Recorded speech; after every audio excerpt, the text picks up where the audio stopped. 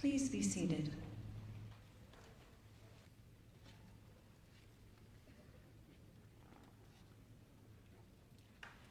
The wreath ceremony is now complete.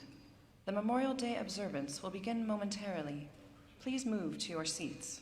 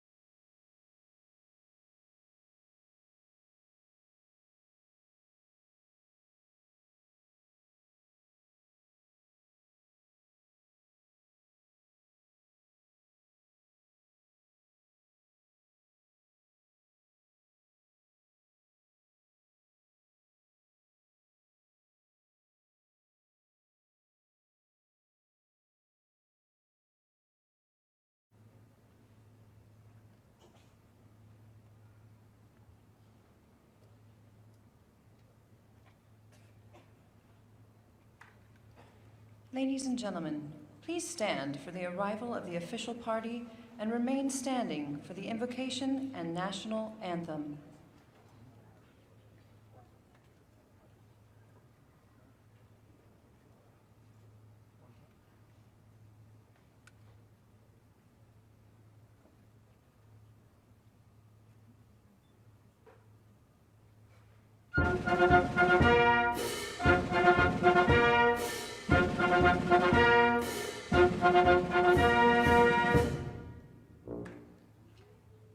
Ladies and gentlemen, the President of the United States, accompanied by the Secretary of Defense and the Chairman of the Joint Chiefs of Staff.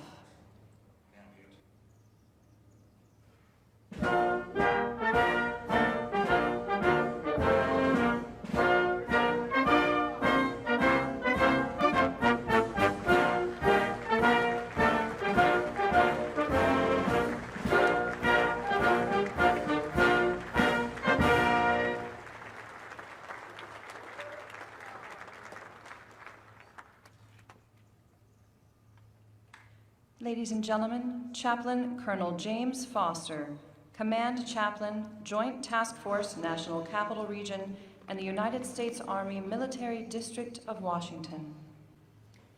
I invite you to a moment of prayer with me on this hot but amazing day. Almighty God, who rules the nations and gives freely to those who ask, I praise you this morning and thank you for a nation here who continues to call upon your name. I thank you for the blessings you have bestowed upon us and the freedoms we enjoy because of your righteous right arm.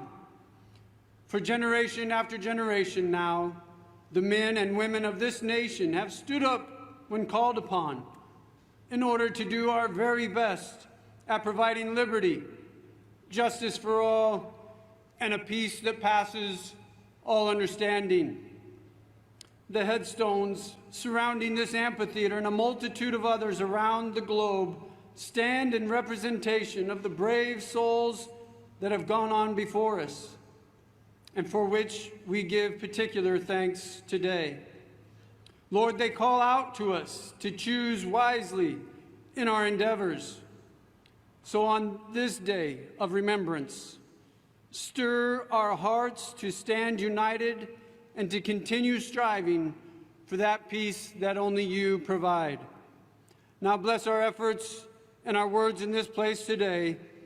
In your holy name I ask it. Amen. Please remain standing for our national anthem, presented by the United States Air Force Band and singing sergeants.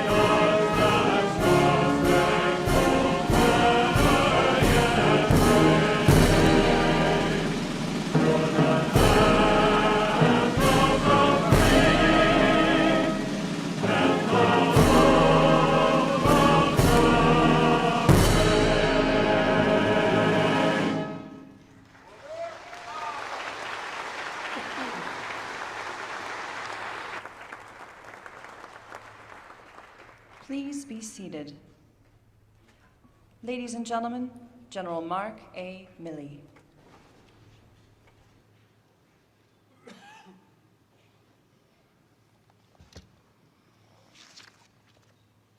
Mr. President, Madam Vice President, Secretary Austin, distinguished guests, fellow Americans, and most importantly, Gold Star families, welcome to all.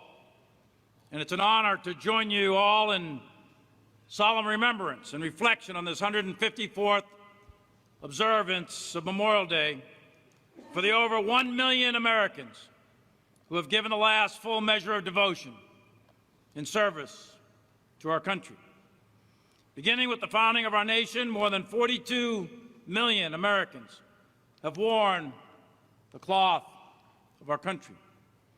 From Lexington and Concord to Yorktown, from Manassas to Appomattox, in Bellawood and Normandy and Iwo Jima, Busan, Incheon, the Ia Drang, Ramadi, Mosul, and the Arghandab. These places are forever etched in our national vocabulary and in our collective memory. The story of the sacrifices made is the story of our nation. It's the story of our values. And behind every fallen soldier, sailor, airman, and Marine is a family whose sacrifice beats in the heart of every American. On this day, reflect on the parents who grow up without the comfort of their child, of the children who grow up without a parent, for the families of our fallen. Every day is Memorial Day. Our fallen fought and gave their lives for an idea, a simple yet powerful idea, the idea that is America, embedded in our founding documents, the Declaration of Independence and the Constitution, for which we swear an oath. The idea that here in the United States of America, every single one of us is born free and equal. No matter who you are, no matter where you came from, under these colors of red, white, and blue, all of us, every single one of us, is an American. And our fallen lived knowing that freedom and the idea that is America is worth fighting for, and is up to us, the living, to ensure they did not die in vain. And we do that by recommitting ourselves to the idea, the values that constitute America. That we hold these truths to be self-evident, that all men and all women are endowed by the Creator with the inalienable rights of life, liberty, and the pursuit of happiness. And we uphold the cause, not just for which they died, but the cause for which they lived. And we must continue. We must live a life that is worthy of their sacrifice. And we continue to build this nation and never forget the idea that is America.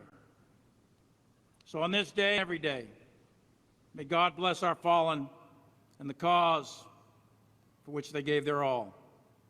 It is now my privilege to introduce the Secretary of Defense, a man who I have personally witnessed his leadership in the crucible of battle. And I have had the pleasure of knowing him for a quarter of a century. He's a leader of courage, a leader of integrity, a leader of grit. It's my pleasure to serve alongside him yet again. Ladies and gentlemen, it's my honor to introduce the 28th United States Secretary of Defense, Lloyd J. Austin III.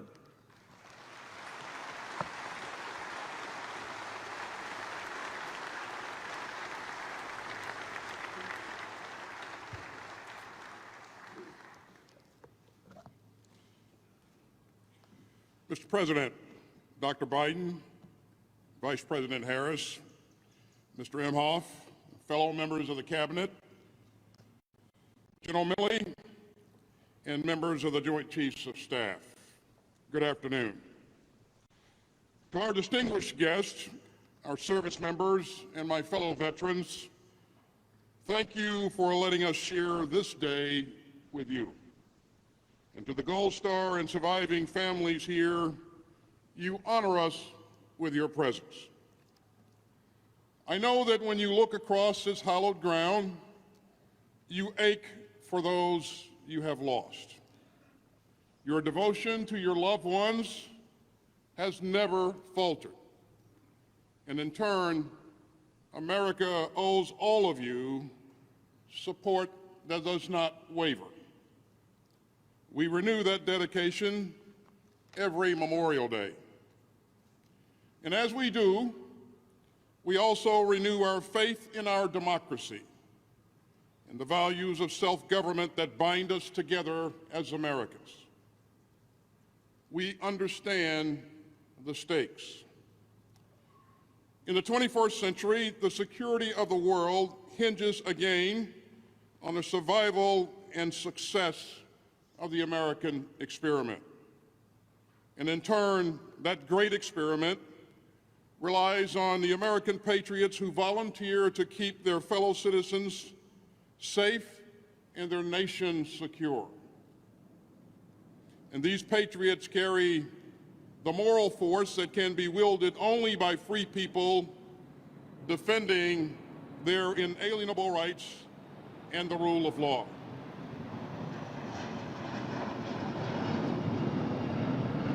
Today, on the battlefields of Ukraine, the world again sees the power of democratic citizens and soldiers to defy tyranny, cruelty, and oppression. Their freedom is under attack. And so is the international order rooted in the rules that we have built since World War II at such terrible costs. We understand the challenge, and we're determined to meet it. As the President says, in the battle between democracy and autocracies, democracies are rising to the moment. We draw inspiration from the unity of our allies and partners, and we draw strength from the men and women of the United States military. In the years since we last gathered on this solemn day, America's longest war has come to a close. And today we remember the 2,461 American service members and personnel who fell in Afghanistan. And we remember all those who still carry the wounds of that war, to body and to soul. We hold them in our hearts alongside the patriots across generations who gave their lives to defend us all. The heroes here are joined together, united not just by their final resting place, but by their devotion to the values that gave life to our democracy. And they came from every state, from every territory, from every background, and from every creed. But they were all patriots who loved their country, who marched to defend our democracy, and who fought to forge a more perfect union. Their sacrifice demands more than even our deepest gratitude. In the words of President Kennedy, who rests nearby, quote, "We must never forget that the highest appreciation is not to utter words, but to live by them." So as we honor our fallen today, let us live by their dedication to democracy, to liberty, and to the Constitution. When choosing between what is easy and what is right, let us live by the example of our fallen warriors. And when the values that we hold dear are put to the test, let us live by the ideals that they gave their lives to defend. Today we hold the fallen in our prayers, and every day we strive to make them proud. Thank you again for being here today. And ladies and gentlemen, our Commander-in-Chief has been a staunch and steadfast champion of our men and women in uniform. And I know personally how much he values their sacrifice, their commitment, and how devoted he is to our men and women in uniform and to the families who serve alongside them. He has spent a lifetime in public service to advance the democratic ideals for which so many have given so much. it is my honor to introduce the President of the United States.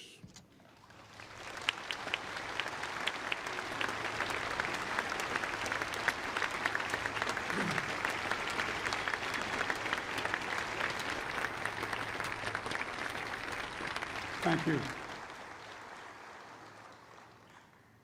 They lie here in glory and honor, in quiet rows in Arlington, in cemeteries in Europe that I've visited, many of you have, in graves across our country, in towns large and small, America's beloved daughters and sons who dared all, risked all, and gave all to preserve and defend an idea unlike any other in human history. The idea of the United States of America. And today, as a nation, we undertake a sacred ritual to reflect and remember, because if we forget the lives that each of those silent markers represent, mothers, fathers, siblings, spouses, children, if we forget what they sacrificed, what they made, so that our nation might endure, strong, free, and united, then we forget who we are. Who we are. Ladies and gentlemen, our First Lady, the love of my life, Jill, Vice President Harris, the Second Gentleman, Secretary Austin, General Milley, Joint Chiefs of Staff, Cabinet members, Gold Star families, most importantly, and survivors. Today, we renew our sacred vow. It's a simple vow, to remember, to remember. Memorial Day is always a day where pain and pride are mixed together. We all know it sitting here. Jill and I know it. Today's the day our son died. Folks, for those who have lost a loved one in the service of our country, if your loved one is missing or unaccounted for, I know the ceremonies reopen that black hole in the center of your chest that just pulls you in, suffocates you. I said 7 years ago today, our son, Major Bo Biden, took his last breath at Walter Reed. Major in Delaware Army National Guard, he insisted on deploying to Iraq with his unit for a year when he was Attorney General. Came home a decorated soldier, Bronze Star, Legion of Merit, Delaware's Conspicuous Service Cross. He didn't die in the line of duty. He came home from Iraq with cancer. It was horrific cancer that stole us from him, and him from us. But still, it always feels to me on Memorial Day, I see him, not as he was the last time I held his hand, but the day I pinned his bars on him as a second lieutenant. I see him with me down at the Delaware Memorial Bridge, hugging all the Gold Star families. Days like this bring back before your eyes their smile and their laugh. The last conversation you had, each of you know it, the hurt can be overwhelming. But for so many of you, as is with Jill and me, the hurt is wrapped around the knowledge that your loved one was part of something bigger than any of us. They chose a life of purpose. Sounds corny, like a Memorial Day speech, but I mean it from the bottom of my heart. They chose a life of purpose. They had a mission. And above all, they believed in duty. They believed in honor. They believed in their country. And still today, we are free because they were brave. We live by the light of the flame of liberty that they kept burning.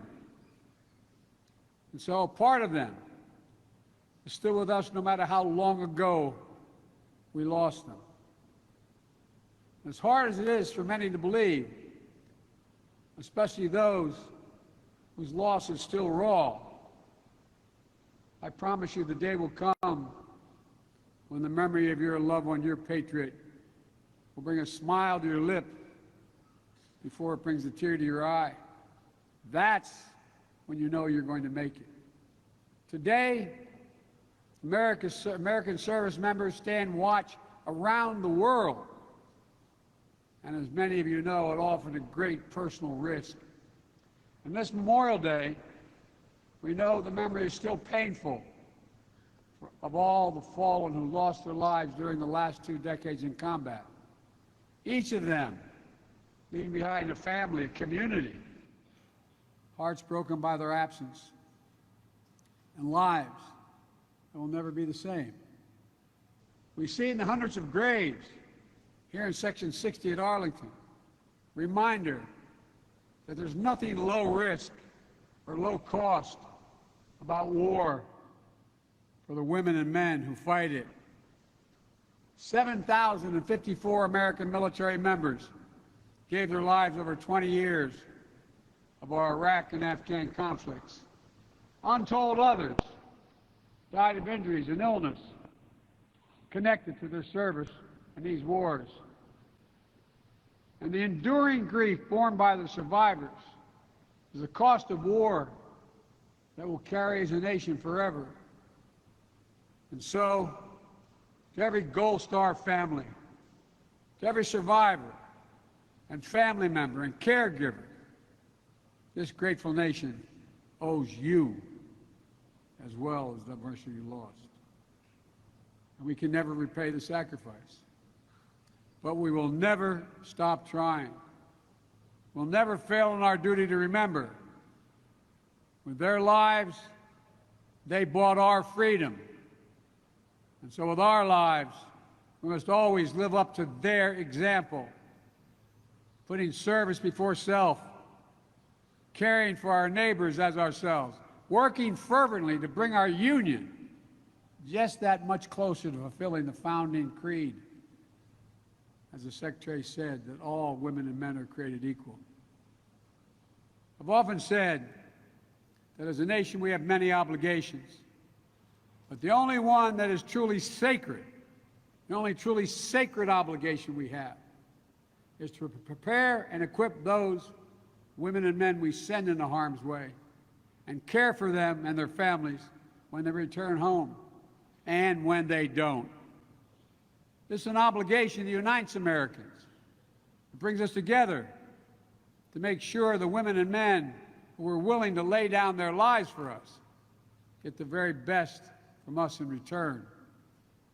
I want to acknowledge that we're making progress in key areas like comprehensive bipartisan legislation that is advancing in Congress that will deliver health care services and benefits to veterans and their survivors impacted by toxic exposures.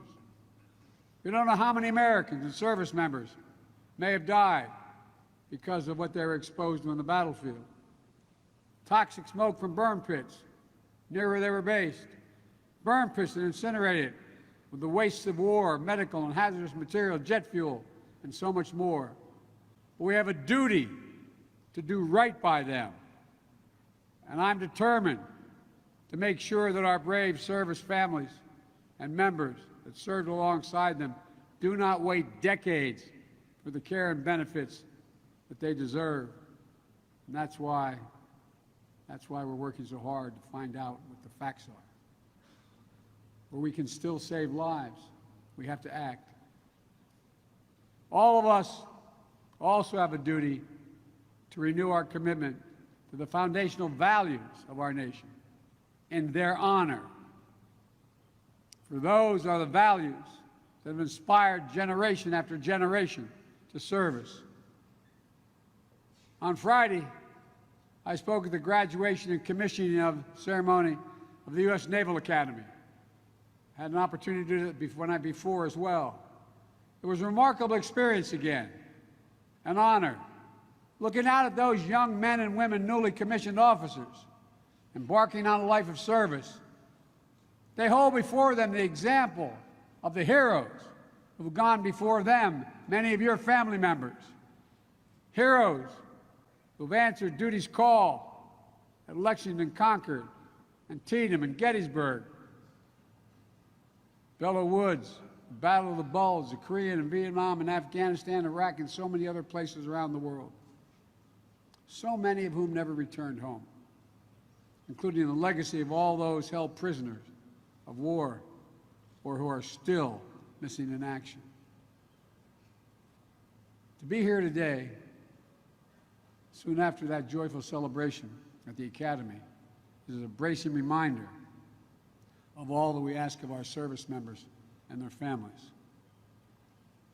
For it's on the strong shoulders and noble spirits of our service members that our freedom is built, our democracy is sustained. And in this moment, when a war of aggression is once more being waged by Russia to snuff out the freedom, the democracy, the very culture and identity of neighboring Ukraine, we see so clearly all that's at stake. Freedom has never been free. Democracy has always required champions. Today, in the perennial struggle for democracy and freedom, Ukraine and its people are on the front lines fighting to save their nation. But their fight is part of a larger fight that unites all people. It is a fight that so many of the patriots whose eternal rest is here in these hallowed grounds were part of. A battle between democracy and autocracy, between liberty and repression, between appetites and ambition of a few who forever seek to dominate the lives and liberties of many. A battle for essential democratic principles, the rule of law, free and fair elections, freedom to speak and write and to assemble, freedom to worship as one chooses, freedom of the press, principles that are essential for a free society. We've heard this a lot. We've heard this a lot over the years, but we're now realizing how real it is around the world in so many countries as I speak. These are the foundations of our great experiment, but they are never guaranteed even here in America. Every generation has to defeat democracy's mortal foes. And into every generation, heroes are born, willing to shed their blood for that which they and we hold dear. Ladies and gentlemen, today we remember and we reaffirm freedom is worth the sacrifice. Democracy is not perfect. It's never been good, perfect. But it's worth fighting for. If necessary, worth dying for. It's more than just our form of government. It is part of the very soul of America, the soul of America. Our democracy is our greatest gift as a nation, made holy by those we've lost along the way. Our democracy is how we undertake the constant work of perfecting the union. And we have not perfected it, but we've never stopped trying, of opening the doors wider of opportunity and prosperity and justice for people everywhere. Our democracy is how we endure through every challenge, overcome every obstacle we faced through the last 246 years of self-government, and how we've come back stronger than before. We must never walk away from that. We must never betray the lives laid down to make our nation a beacon to the world, a citadel of liberty and justice for everybody. This is the mission of our time. Our memorial to them must not be just a day when we pause and pray. It must be a daily commitment to act, to come together, to be worthy of the price that was paid. May God bring comfort to all those who mourn. May God bless our Gold Star families and survivors. And please, God, protect our troops. God bless America and all of you. Thank you.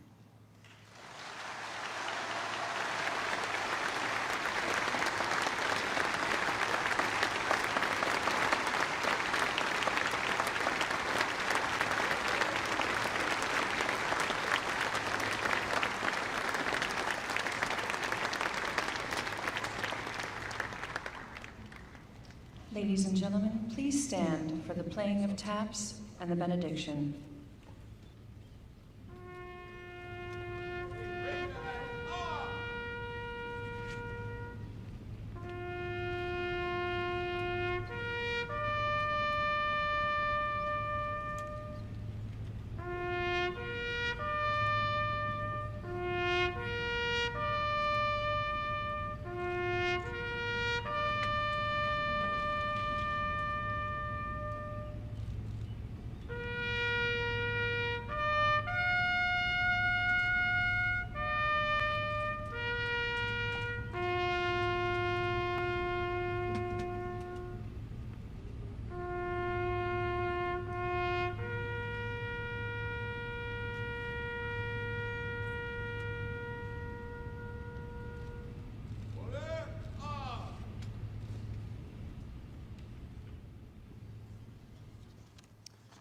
Please join me in this closing prayer. Lord, thank you for this nation we call home. Thank you once again for those who, as the song says, more than self their country loved, and for the families of those fallen that are still grieving today. These are the patriots who continue to pay the price for the peace and security we enjoy. Now, God, bless us with your Spirit as we strive to honor their full measure of devotion, and bless with strength and courage those who faithfully continue to serve. Now, God bless America, her leaders, and all her children. Amen. Please remain standing for the singing of America the Beautiful, performed by the United States Air Force Band and the Singing Sergeants.